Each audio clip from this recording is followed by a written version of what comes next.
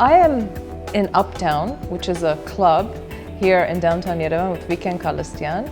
And Vigen, you know, we've been having this discussion for the past several minutes about what your title is. So we go from art curator to film historian. I thought cinematographer, film critic. But just to sort of give our viewers a background of what your sort of history is, I'm going to go back a little bit. You were born in Armenia. You moved in the 90s away from Armenia. You went to Moscow and ended up in Australia. Because when I was reading your bio at first, I'm thinking, how does somebody from Yerevan end up going and studying in Sydney? Because I thought you had gone to study. But you know, you've studied at the University of Technology in Sydney at film directing and film theory. And then you took a little bit break, and then you did your master's in art curating at the University of Sydney, and now you're actually doing your PhD again at the University of Sydney in art history. That's right. You've done many things, and now you're in Armenia. You're going to be very soon working at Tumo, leading a workshop. And you also apparently do film showings once a week here in Uptown, where you bring in Armenian filmmakers and they present their films, and there's this discussion going on. So I can talk endlessly about the things you do. But I want, first of all, to find out what it was that motivated you, inspired you to go into film, or art history, obviously now.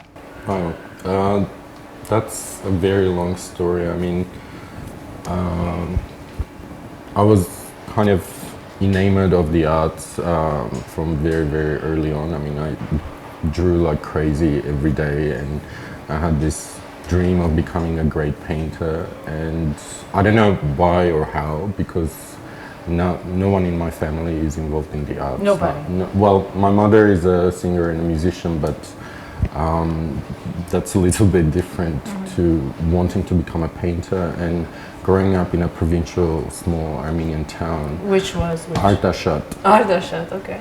Yes, I remember once I was maybe 11 or 12, and I desperately wanted to go to the art gallery of National Gallery of Armenia, and I'd never been. And my parents, it was cold and it was winter, this was like 92. Yeah, the cold and dark years in Yes, Armenia. exactly. And they were busy going somewhere, and my mother was like, you know, why would you want to go to a museum? It's ridiculous, you know. Let's go, I'll buy you, you know, something to eat. You know? So I was very upset, yes. Yeah. But my parents, fortunately, had been very supportive in terms of letting me do what I wanted to do always, and supported my decisions. So I don't know. When I moved to New Zealand, I kind of realized that the many things I wanted to do, I could realize in film more than painting or any other art form. So, and I became seriously interested in filmmaking when I was maybe 15. Unfortunately, in New Zealand, the school system allows students to, I don't know, explore their imagination and try as many different things creatively. I mean, creativity is taken very seriously. So we did have kind of a class on media production where I got to make my first short film, and the experience was really amazing, obviously, for a 16-year-old. So, but again, New Zealand is a... Yeah, you first your family went to New Zealand, and then you moved to Australia? Or That's correct. I mean, from Moscow, we moved to New Zealand in 1996, so... It's amazing. How does one end up in New Zealand? But that's a whole other story, I'm assuming. I mean, if anyone remembers the political and economic climate of those years, the war with Azerbaijan had just been over, and my parents obviously had been concerned about the future of their two sons.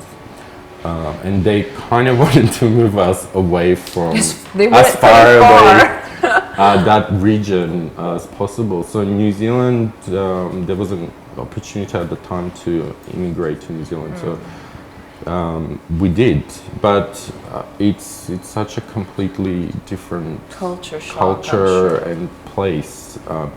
I mean, not so much culturally, but the actual landscape and the environment is completely different to what psychologically and physically you're used to.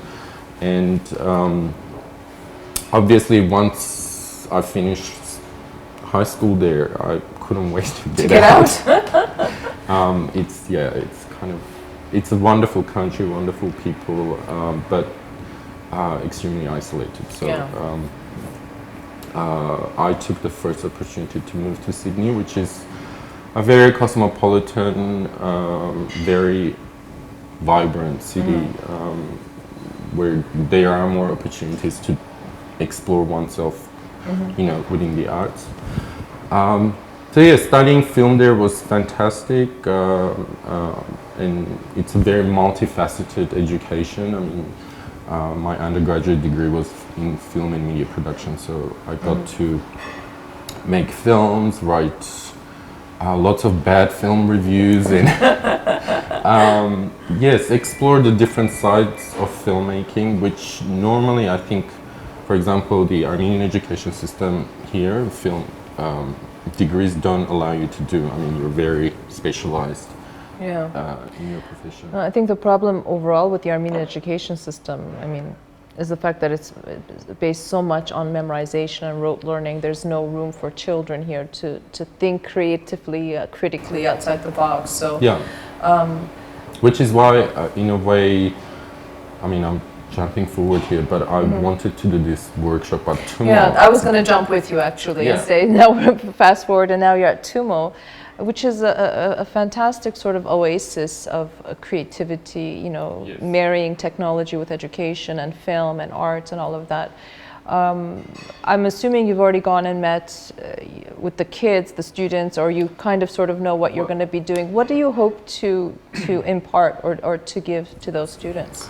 I guess I haven't met the students yet, but I kind of have an idea of who they are going to be, because we asked them to, as a form of application to the workshop, we asked them to write like a paragraph on why they wanted to make a film. It's a very basic kind of task, but I guess children of that age, I mean, they're age 13 to 18. Okay. They don't normally analyze why they want to do something. They just have this desire, and it's very But to think instinctive. About why, Yeah. So it was interesting reading their kind of comments on why they wanted to make films, and for a lot of them, I guess it's a way out of the economic reality, the gray, the harsh reality that surrounds them, and a lot of them see this as a kind of a lot of them just want to be famous. Is that right? Yes. I mean, there's a point you have to, a journey you have to go through. Yes. I mean, it's a normal thing because it seems very easy nowadays, with the technologies available to everyone. Or 20 years ago it wasn't. Exactly. So anyone potentially could make a film. Sure. But I guess the stress of the workshop is on understanding film language, which is something that is acquired through years and years of seeing, watching, experiencing, and analyzing what actually, how a film is made and how do you speak through the film language. That's right. So yes, the accent is going to be on kind of breaking down the structural components of filmmaking, and as in a simple way as possible, and impart it on the children. And I'm very fortunate to be running the workshop with film historian Shaga Yuzbashan, who has arrived from Paris, and she has a fantastic sensibility and understanding of filmmaking and years of experience. And I think it's going to be a lot of fun, and children will get to make films in groups.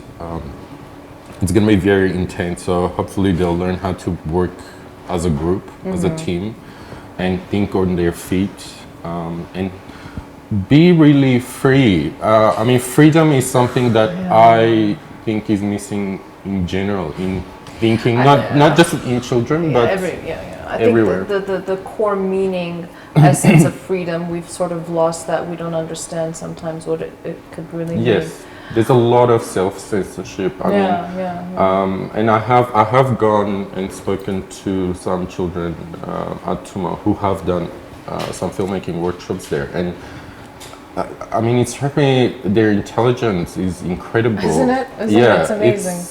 You know, I was quite shocked. But at the same time, what I found more shocking was the fact that they're so damn serious. We are serious, aren't we? They do take everything really, really seriously. And I asked them, you know, they had these quite dark scenarios for all their films, and everyone wanted to make something very psychological or spiritual. And I mean, these kids are 13 and 14. And make a film about, I don't know, motorbiking or something. Yes, yes. I kept asking him, well, doesn't anyone want to make a comedy?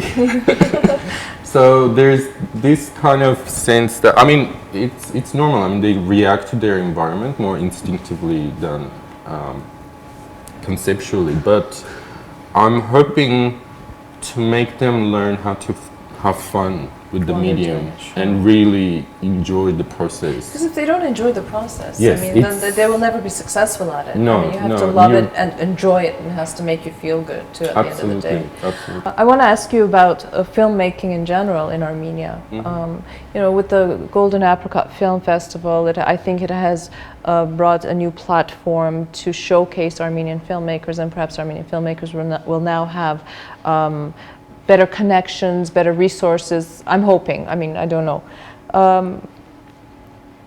Where do you see Armenian filmmaking? Does it have its place in the world? Does it have its identity? Does it need to have its identity? I don't know. I mean, we are a very creative people, and we have a lot of very intelligent, artistic individuals that live among us, and yet we oftentimes have difficulty expressing that. Yeah, it is a good question in terms of, do we actually need Armenian filmmaking? And I think it's a question that needs to be asked, because, you know, as a country, we're so dependent.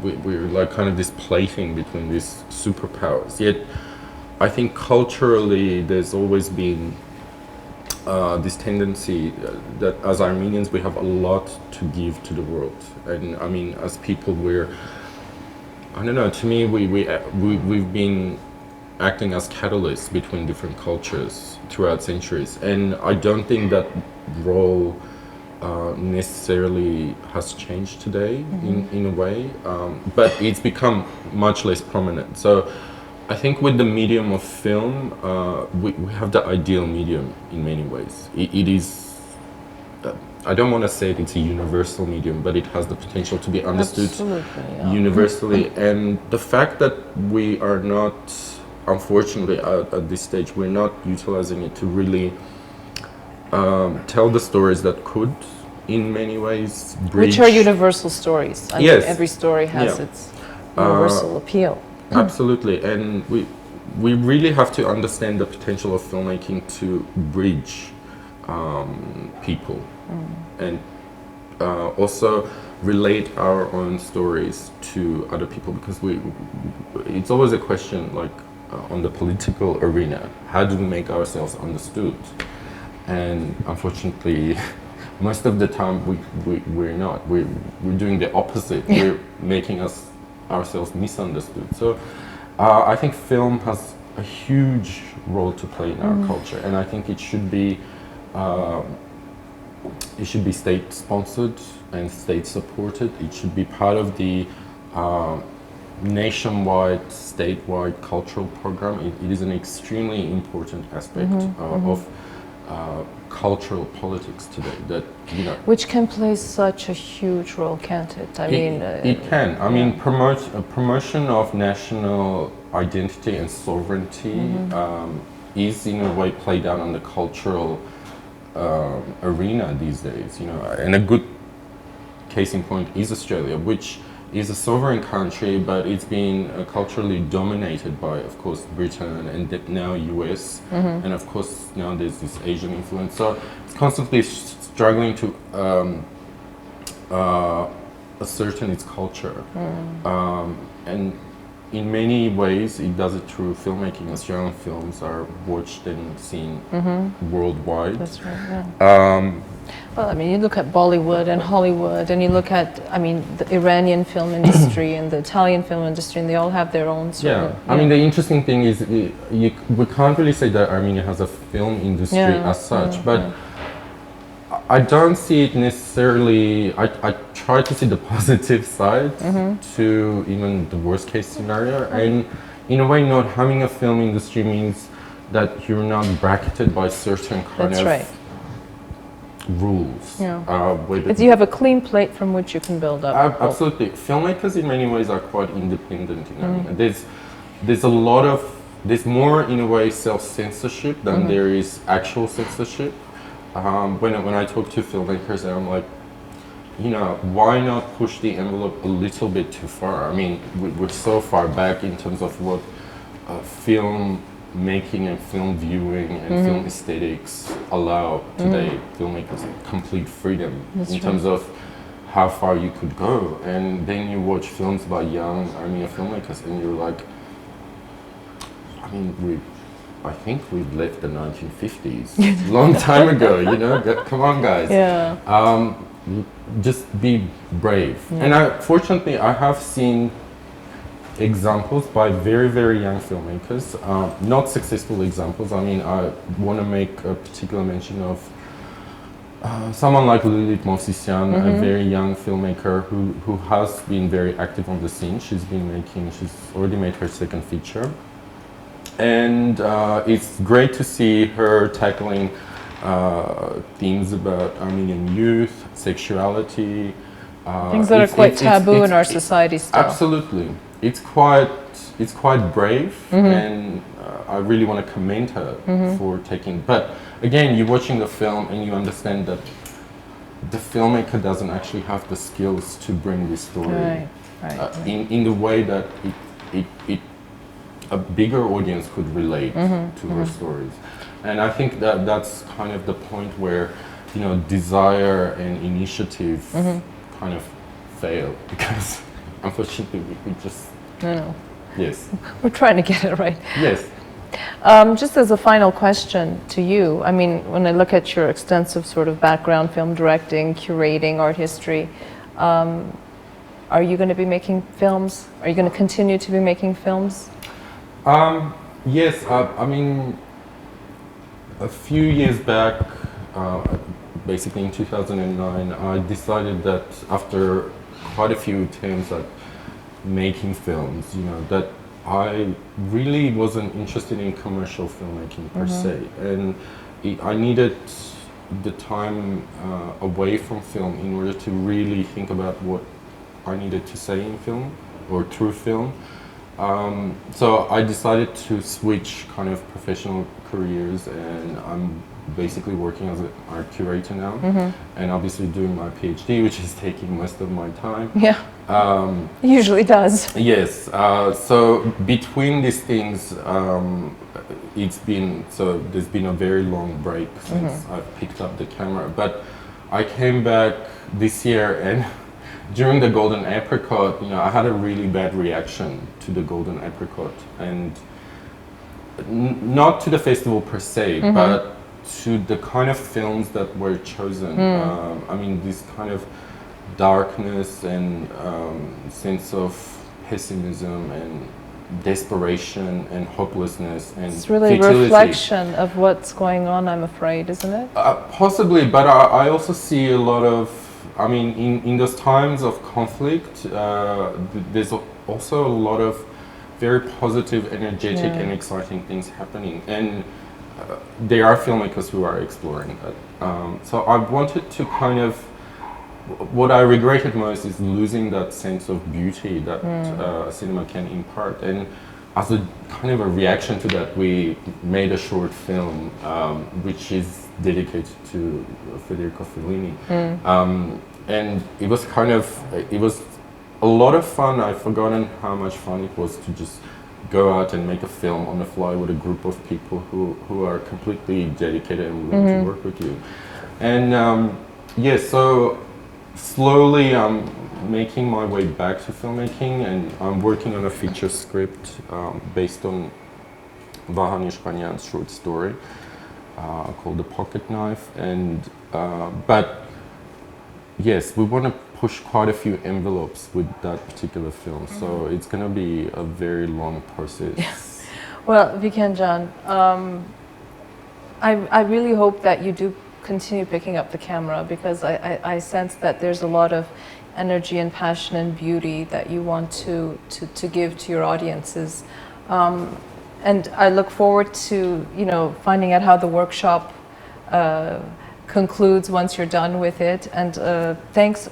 I know that, you know, for you artists, you know, 12 o'clock is still early. Thanks for waking up and meeting with us. And I wish you all the best of luck. And we hope that you continue to come and share what you've learned and what you've seen, and in art and in film and everything in that atmosphere. So thank you. Thank you very much.